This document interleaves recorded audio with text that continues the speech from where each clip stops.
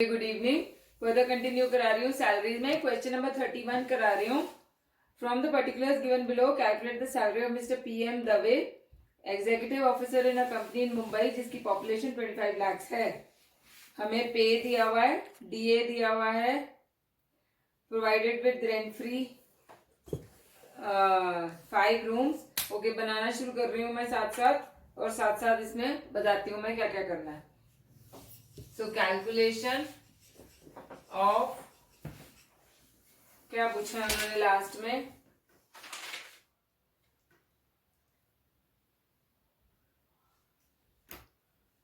Salary income ही होगी, कुछ लिखा नहीं हुआ है वैसे। ओके, टोटल इनकम या salary income of mister PM Dave for assessment year 2021।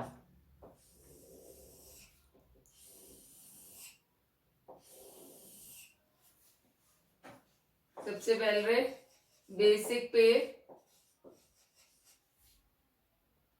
25,000 into 12,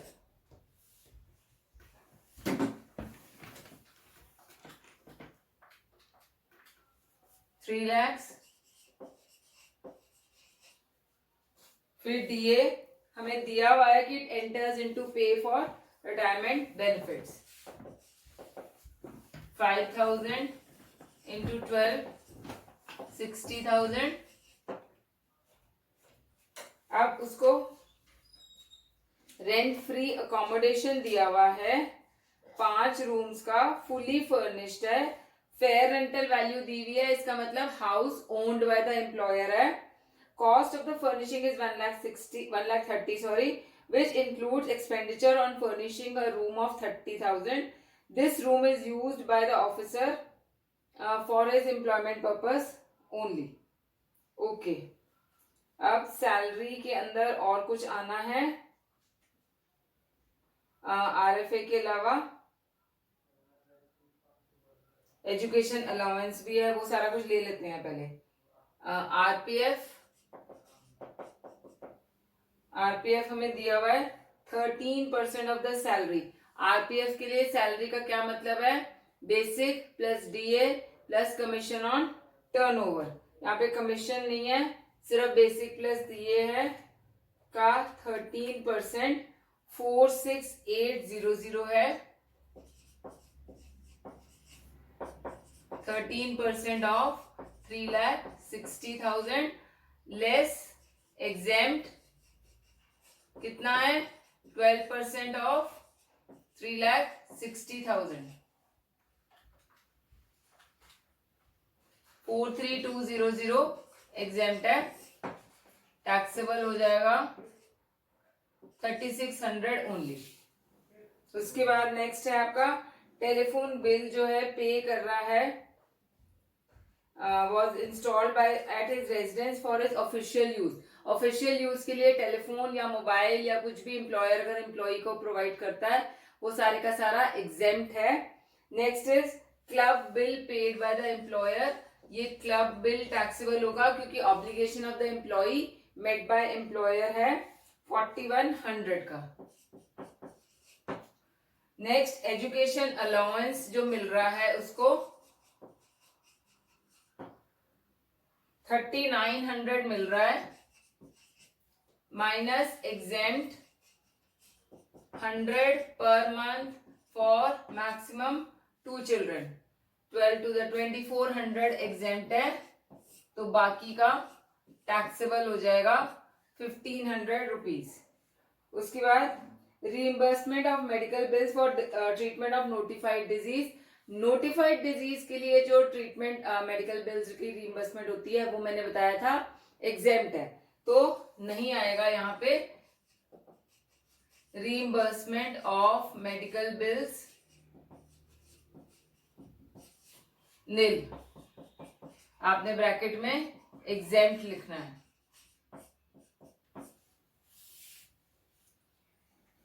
उसके बाद नेक्स्ट है He is provided with the car 1.4 liter which he uses exclusively for employment. Only for official purpose के लिए जो कार की value होती है वो पर्क उसका नील होता है, क्योंकि वो एग्जेम्प्ट होती है, तो हमने उसको नील लिखना है. और LTC हमें दिया हुआ है लीव ट्रैवल कंसेशन 26,500 मिल रहा है, माइनस एक्सपेंसेस उस पे कितने खर्च हुए हैं 19,650.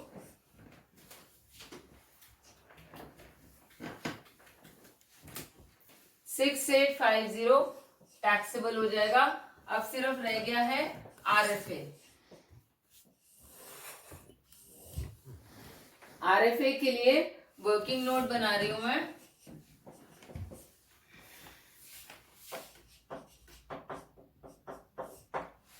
सैलरी निकाल लेते हैं पहले.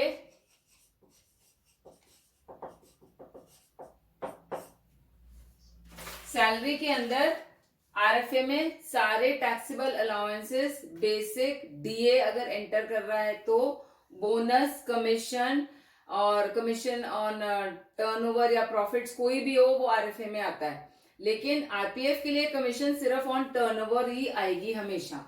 तो यहाँ पे हमारा एक तो बेसिक आ जाएगा 3 lakhs, DA आ जाएगा 60,000 और कोई अलाउंस है, यस एजुकेशन अलाउंस है, ये आ जाएगा 1,500 का. ये 3 चीजें उसकी सैलरी में आएंगी. और घर उसका अपना है, यस, तो 15%, क्योंकि पॉपुलेशन 25 लाख से ज्यादा है, 15% ऑफ 361500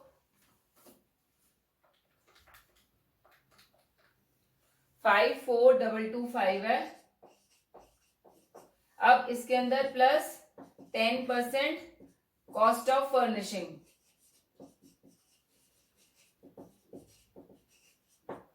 फर्निशिंग के अंदर हमें दिया हुआ है, फर्निशिंग की कॉस्ट है 1,30,000, लेकिन इसमें से 30,000 5 रूम्स हैं और उसमें से एक रूम जिसकी फर्निशिंग का खर्चा 30,000 है वो सिर्फ ऑफिशियल पर्पस के लिए यूज हो रही है, तो वो एग्जेम्प्ट होगा, उसमें कुछ नहीं करना है. हमने सिर्फ 10% of cost of furnishing of 1 lakh ले लेना है, जो कि 10,000 बनेगा. तो 64225 हमारी RFA की वैल्यू आ जाएगी. तो यहाँ पे 64225 लेके टोटल ग्रॉस सैलरी निकाल लो कितनी आएगी.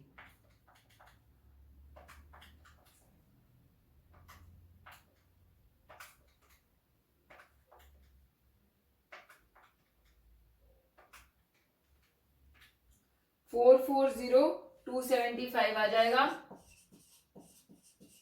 ये ग्रॉस सैलरी है, minus standard deduction under section 16(1)(a, ये आएगा आपका 50,000 माइनस करके 390,275 उसकी टोटल नेट सैलरी बन जाएगी.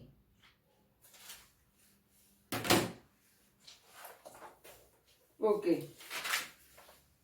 क्वेश्चन नंबर 33 करा रही हूं. Mr. C.K. Tata was the executive director of XY Company Limited, the company having its head office at Kanpur and the branches at Mumbai and Kolkata. His contract of employment was for a period of 3 years. For the year, he submitted the following return: salary, convenience allowance, education allowance और club bills है. इसमें से खर्चे minus हुए हैं, जिसमें से maintenance of car है, entertainment expenses incurred by the customer है, donation to Gandhi memorial fund है, और एजुकेशन ऑफ हिज सन के ऊपर क्या खर्चे थे सन एंड डॉटर के ऊपर.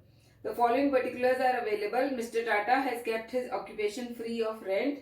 इन his occupation free of rent half portion of the company's premises at Mumbai, जिसकी पॉपुलेशन 25 लाख है. Annual rent of the building is this much. अब कंपनी की अपनी प्रेमिसेस है ये, तो 25 हमने पॉपुलेशन देखनी है, 25 लाख से ऊपर है पॉपुलेशन तो 15% आएगा. He has contributed 66,000 to RPF and he has paid premium amounting to 50,000 on the policy of 4 lakh, policy issue 2011 में. Company also contribute similar amount to RPF and he took an advance salary of 52,000 in March. तो उसकी salary income निकालनी है हमने और qualifying amount under section 80C निकालना है. एक चीज मैंने और बतानी है आपको कि जब हम कोई भी ऐसा क्वेश्चन करेंगे, वर्किंग नोट 1 में हमने चलो आरएफए तो कैलकुलेट कर लिया, ये जो रीइंबर्समेंट ऑफ मेडिकल बिल्स हैं और जो कार है ये एग्जेम्प्ट क्यों है उसको आपको वर्किंग नोट 2 में एक्सप्लेन करना है. That reimbursement of medical bills for notified disease is exempt. Number 3 मतलब पहला तो हो गया, since the car is used only for official purposes therefore the value of perk is nil. जितने नोट्स लिखोगे उतने आपके मार्क्स आपको ठीक मिलते हैं, नहीं तो वो क्यों एग्जाम्प्ट है उसके ऊपर वो क्वेश्चन मार्क लगा देगा और मार्क्स आपके डिडक्ट कर लेगा. तो you have to give an explanation, कोई भी चीज क्यों एग्जाम्प्ट है. ये तो आपने आरपीएल एक्सप्लेन कर दिया, यहाँ पे 13% है और ये बाकी सबकी एक्सप्लेनेशन आपको वर्किंग नोट्स में जरूर दिखानी है.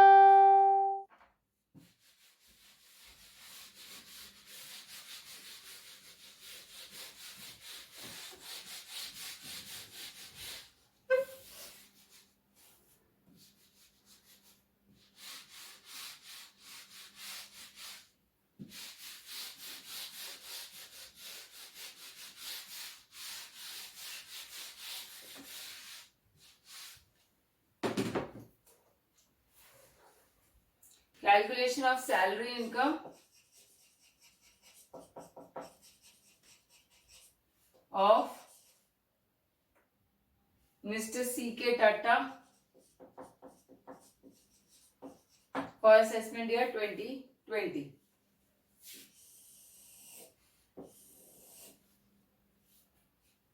सबसे पहले बेसिक निकाल लेते हैं. 6,24,000 दिया ही हुआ है हमारे को क्वेश्चन में. फिर कन्वेयंस अलाउंस है,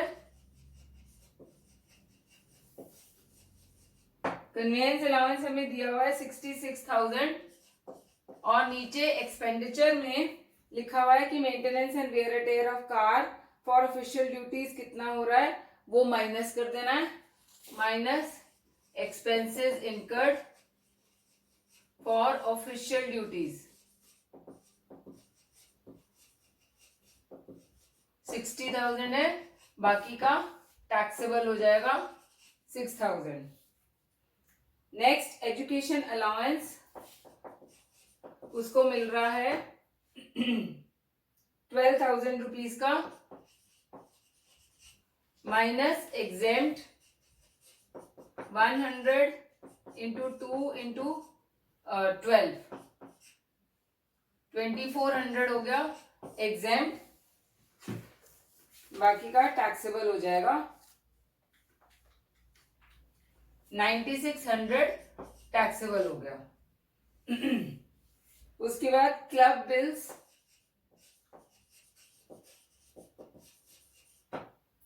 रीइंबर्स कर रही है कंपनी 54,200 का. इसके लिए भी आपने नोट लिखना है. Club bills are obligation of the employee made by the employer, hence it is fully taxable. उसके बाद नीचे हमें दिया हुआ है आरएफए कंट्रीब्यूशन, एम्प्लॉयर और एम्प्लॉय सेम कर रहा है, सॉरी आरपीएफ. यहाँ पे ना आपने मैं तो आरपीएफ लिख देती हूँ लेकिन आपने पूरा लिखना है employer contribution to RPF. 66,000 employer contribute कर रहा है, सेम अमाउंट जितनी एम्प्लॉय कर रहा है, माइनस 12% ऑफ सैलरी आपका एग्जेम्प्ट होता है. यहाँ पे सैलरी में सिर्फ आरपीएफ के लिए सैलरी क्या मतलब है, basic plus DA plus commission on turnover. तो यहाँ पे सिर्फ बेसिक पे ही है, डीए और कमीशन नहीं है. तो हमने सिंपली 6,24,000 पे 12% निकाल लेना है. तो वो ज्यादा बन रहा है 74,880. हमने तो एक्सेस वाला ही टैक्सेबल करना होता है, यहाँ पे नहीं है एक्सेस, तो ये इसकी वैल्यू निल आ जाएगी यहाँ पे. नेक्स्ट है, हाँ उसको आरएफए दिया गया है रेंट फ्री अकोमोडेशन, उसके लिए सैलरी निकाल लेते हैं वर्किंग नोट 1 में। सैलरी फॉर RFA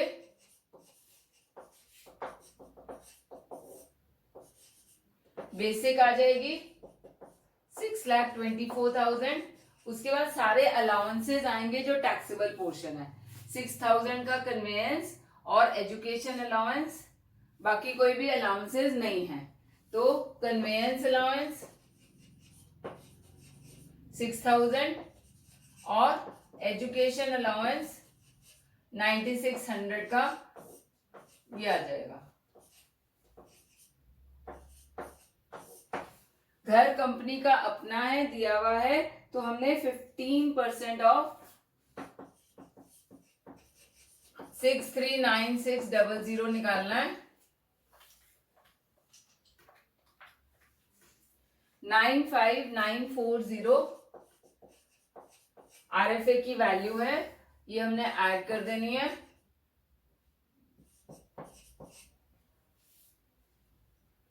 उसके बाद नेक्स्ट पॉइंट में हमें दिया हुआ है एडवांस सैलरी। एडवांस सैलरी का मैंने बताया था जिस साल में ली जाती है एडवांस सैलरी, जिस साल में रिसीव होती है उसी साल में टैक्सेबल होगी। तो यहाँ पे एडवांस सैलरी 52,000 की ऐड करके टोटल ग्रॉस सैलरी निकाल लो।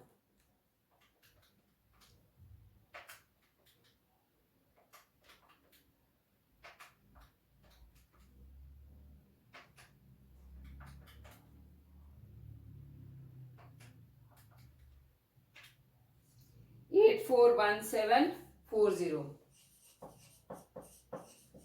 बाकी ये ग्रॉस सैलरी हो गई, माइनस स्टैंडर्ड डिडक्शन 16(1)(a) के लिए 50,000,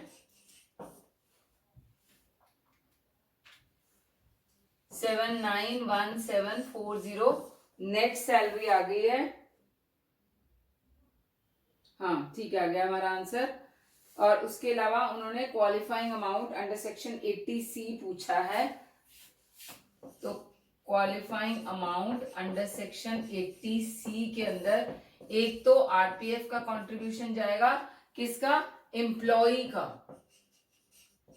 एम्प्लॉई का RPF कंट्रीब्यूशन 66,000 ही है, वो जाएगा। उसके अलावा और क्या क्या है,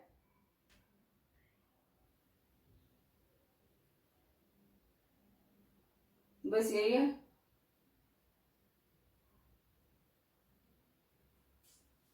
कन्वेंस अलाउंस, एडवांस सैलरी,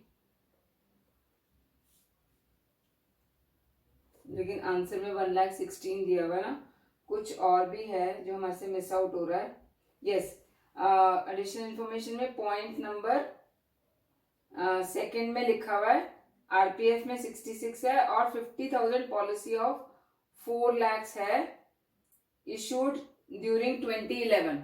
तो 1/4/2012 से पहले इशू हो रही है, तो 4 lakhs का 20% कितना हुआ, 80,000 और 50,000 विच एवर इज लेस, तो लेस में 50,000 आ जाएगा। LIC का 50,000 ऐड करेंगे,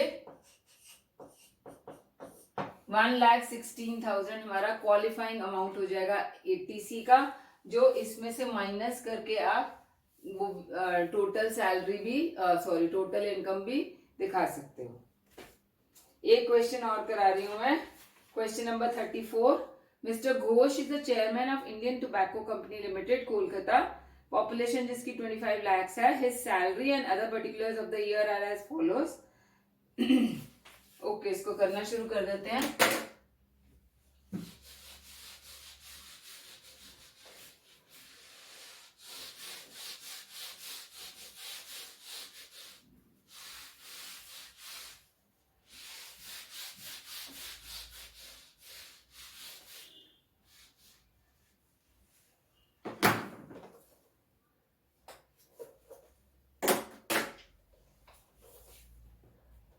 मिस्टर घोष की बेसिक सैलरी है 60,000 per month,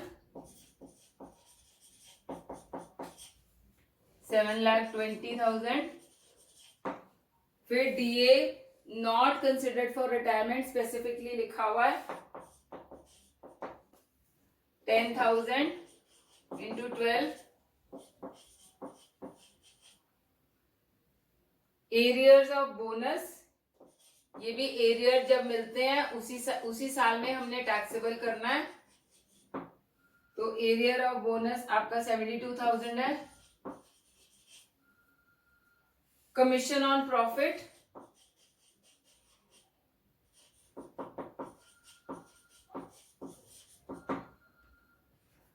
80,000,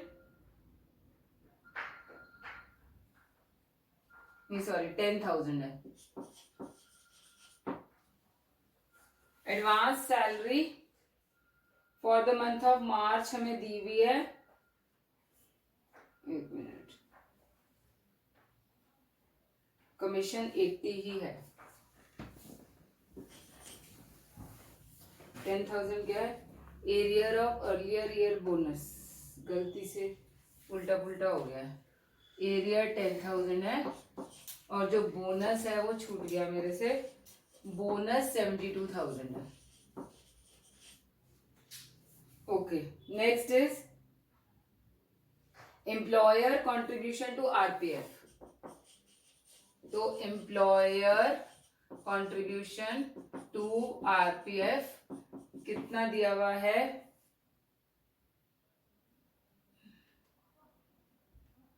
14% of the salary है. तो 14% ऑफ 7,20,000.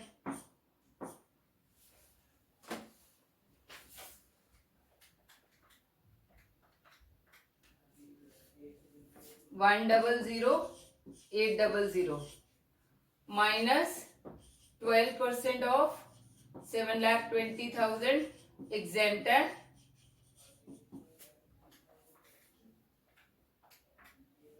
8,64,100.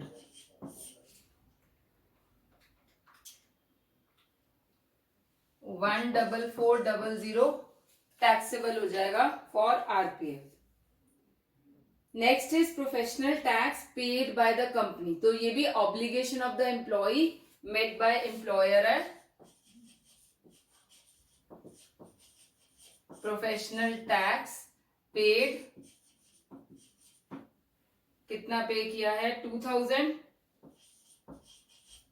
फिर इनकम टैक्स भी पेड किया हुआ है कंपनी ने एम्प्लॉयर के लिए, सॉरी एम्प्लॉय के लिए 15,000 पर मंथ है. 1,80,000.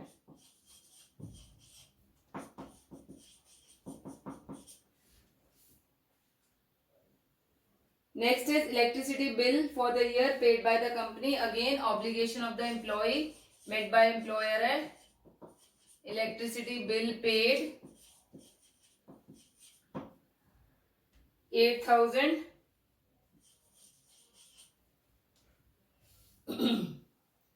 Fees for attending board meetings of other companies है. ये सैलरी का इनकम नहीं है, ये अदर सोर्सेज का इनकम है. किसी और की कंपनी का अटेंड करने के लिए बोर्ड मीटिंग्स उसको पैसे दिए जा रहे हैं, उसकी पार्ट ऑफ सैलरी नहीं है. इसके बाद उसको कार मिल रही है, बिग कार है क्योंकि 1.6 लीटर से ज्यादा है. Use by him for both official and personal purpose. Entire running and maintenance cost has been made by the company. तो हमने कॉस्ट को इस केस में कुछ भी नहीं लेना है, हमें कार की है. ड्राइवर भी है क्या साथ में? ड्राइवर के बारे में कुछ नहीं लिखा हुआ है, तो हमने 2,400 इंटू 12 करके कार का पर्क ऐड कर देना है. 2,88,00.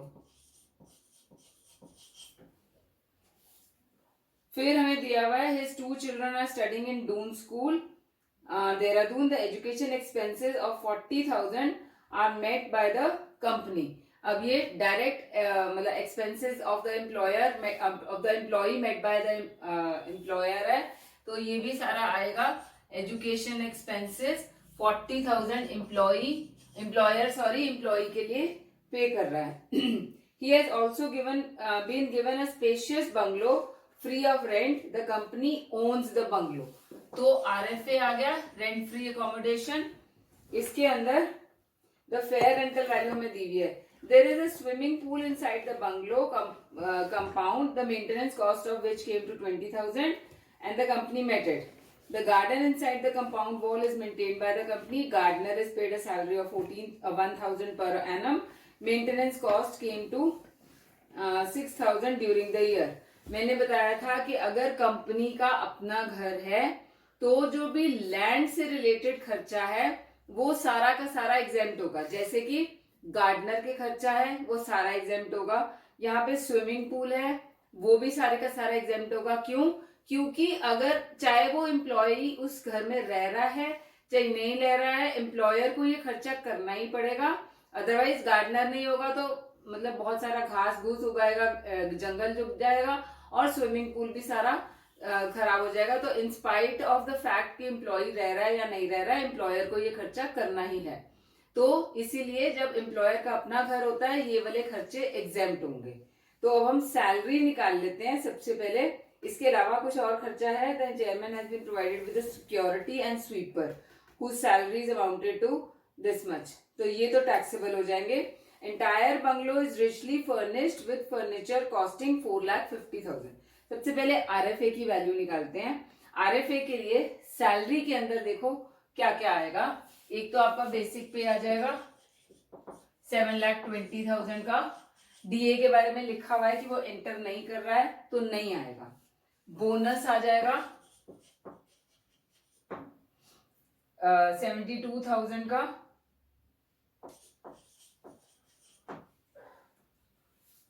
उसके बाद एरियर ऑफ बोनस नहीं आते हैं कभी भी। कमीशन ऑन प्रॉफिट आएगा। RFA में दोनों टाइप ऑफ कमीशन आती हैं, चाहे टर्नओवर पे हो चाहे प्रॉफिट पे हो। तो कमीशन ऑन प्रॉफिट आएगा 80,000। इसके अलावा और कोई अलाउंसेस नहीं है जो हमने ऐड करने हैं RFA की सैलरी के लिए। सिर्फ यही हो जाएगी RFA की सैलरी। अब उसका अपना घर है कंपनी का, 15% ऑफ 8,72,000 हो जाएगा 130,800 प्लस 10% ऑफ 4,50,000 ही आएगा जो लास्ट में दिया हुआ है cost of furnishing which is 45,000। 1,75,800 हमारी RFA की वैल्यू आ जाएगी। 1,75,800। इसके अलावा स्वीपर और वो वॉचमैन है, कौन है, सिक्योरिटी और स्वीपर है, ये प्रोवाइड किया हुआ है कंपनी ने। तो जब कंपनी प्रोवाइड करती है ये वाले तो तभी टैक्सेबल होता है। कब? जब वो स्पेसिफाइड एम्प्लॉय होगा। स्पेसिफाइड एम्प्लॉय वो है क्योंकि उसकी सैलरी 50,000 से ज्यादा ही बन रही है एनुअली, तो ये टैक्सेबल हो जाएगा। तो salary of security and salary of sweeper दोनों 1,600 पर मंथ है। 1,92,000 दोनों का आ जाएगा। अब ये ग्रॉस सैलरी कैलकुलेट कर लो कितनी आ रही है।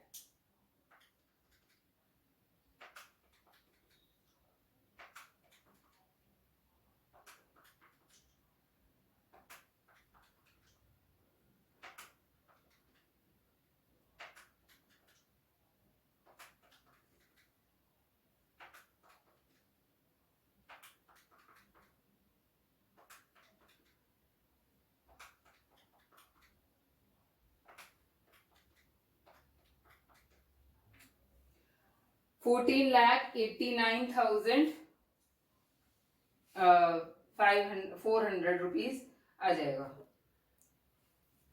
हमारे को कुछ और दी हुई है ना यहाँ पे। ग्रॉस सैलरी 15,49,400 दिया हुआ है। कुछ डिफरेंस है किसी चीज का। -1549,400, 60,000 का डिफरेंस है। हाँ, एडवांस सैलरी छूट गया हमारे से। एडवांस सैलरी ड्रॉन फॉर अप्रैल 60,000 हमने लेना है।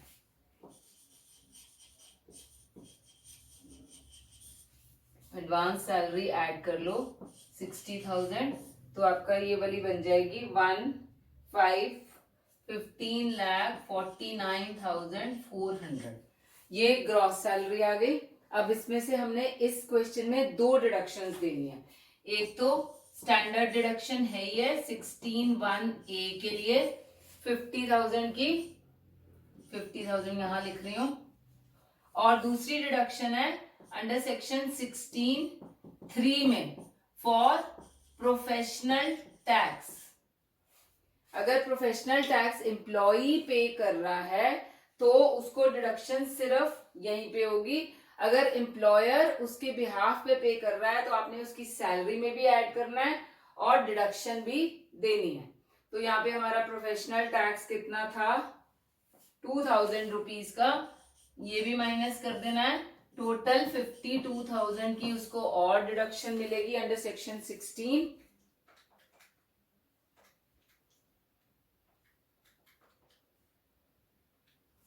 14,97,400 उसकी नेट सैलरी बन जाएगी।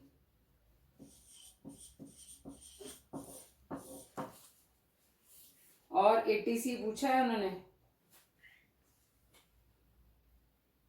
बस एटीसी नहीं पूछा हुआ है, तो सिर्फ आपने इतना ही कैलकुलेट करके दिखाना। और नेक्स्ट क्वेश्चन, क्वेश्चन नंबर 35 आपका होमवर्क है। इसके अंदर ऑलमोस्ट सारे पॉइंट्स हमने कवर किए हुए हैं। आपने सिर्फ 80C की डिडक्शन जो है वो डिफरेंट है इसके अंदर, वो कैलकुलेट करनी है। उसके अंदर आपका आरपीएफ, एलआईसी, ईएलएसएस, पीपीएफ सारा कुछ ऐड करके 80C की डिडक्शन आपकी बनेगी। And then we'll continue in the next class. काफी सारे क्वेश्चंस हैं, प्लीज थोड़ा रेगुलर होके जल्दी जल्दी इसको खत्म करेंगे।